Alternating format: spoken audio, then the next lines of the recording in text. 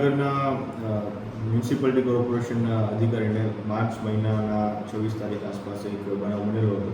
તેમાં એક જે વ્યક્તિ છે તેજસી ઉર્ફે દીપુ વાલજીભાઈ પારિયા, તેમના દ્વારા એક ફાઇલ ક્લિયર કે જે ઇમ્પેક્ટ ફી બાબતની ફાઇલ હતી, એક ફાઇલ ઇલીગલી ક્લિયર કરવા માટે ધાક ધમકી આપેલી હતી, ગાળાગાળી કરેલી હતી, જાનથી મારવાની ધમકી આપેલી હતી, તેમજ ખંડણી માંગી હતી અને ખોટા કેસોમાં ફસાવી દેવાની બાબતની પણ એને વાત કરેલી હતી.